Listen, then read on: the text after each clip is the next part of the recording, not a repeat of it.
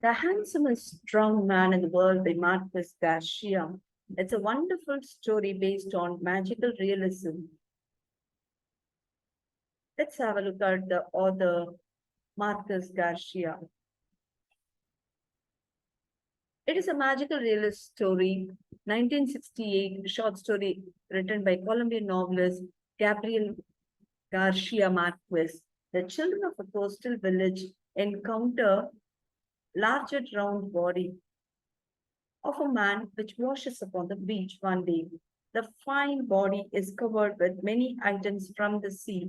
A few men from coastal village carry the body to the nearest house in the village. It's a very small village, noticing that it is of an extra weight and height.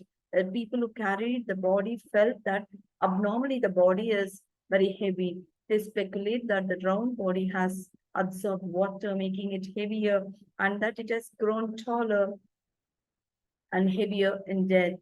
It is immediately clear that the body is a stranger's, as the village is quite tiny. Its inhabitants can see that no one is missing.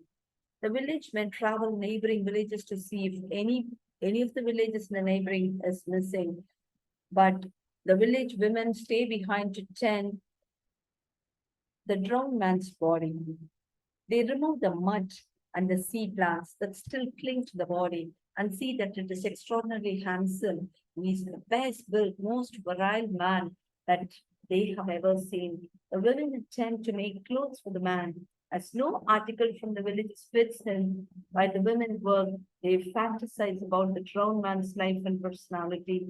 They imagine at first, yes, that he was a magnificent man whose house was marvelous. They picture him from incredible feats such as him calling a fish out of the water and planting flowers on cliffs.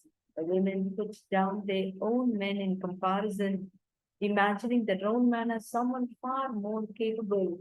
The women are pulled out of their fantasies by the most elderly women's comment that the man has the face of someone named Esteban. Some disagree at first, but eventually everyone agrees, prompted by the women's remark. And the women's remark, they feel a profound pity for the man whose body must have inconvenienced him in his life, as still bothers him in death. Women imagine him awkwardly navigating houses that are too small for a man of his stature. People who ridicule him when he leaves, they weep for the drowned man and place a handkerchief over his face. Men return with the news that the drowned man does not belong to any of the neighboring villages. Women express deep relief that the man is now their own, fatigued from nightmare travel. Even men, they wished quickly to dispose the body. They construct a makeshift platform to which they would tie an anchor, but the women find many ways of delaying drown the man's burial. They decorate his body with assortment of items. Village men, distrustful of the women and their attachment to a floating corpse, begin to crumble. Hurt by the men's lack of care, a woman removes the handkerchief from the drowned man's face. Men are stunned by the drowned man's features. They are moved by the humility of his features and lose their mistress. The village holds an elaborate funeral for the drowned man. Women get so many flowers that it is hard to walk about. The villagers select a family for the man so that through his relation to these people, all the village is his kin. While they bring the man to his burial, they recognize for the first time the desolate qualities of the village. The villagers vow to paint their walls in bright colors, make houses with wider doors and taller ceilings in order to honor the drowned man's memory.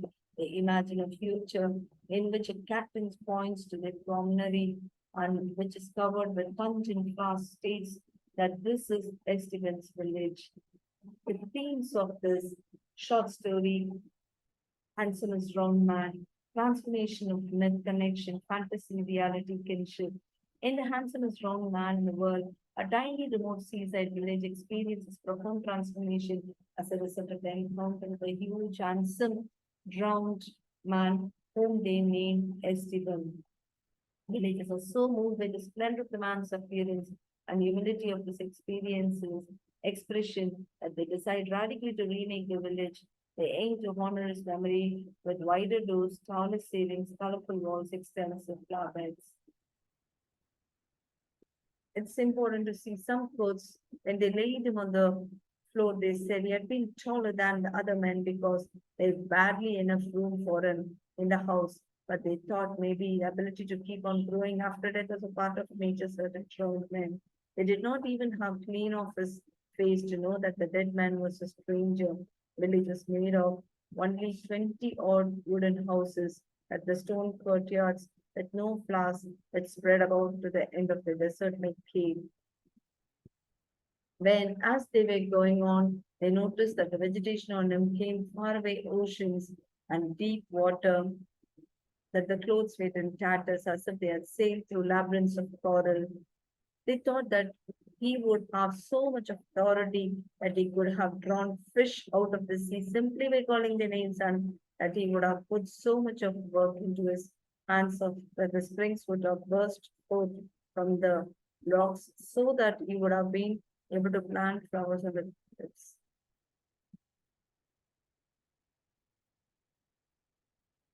Thank you.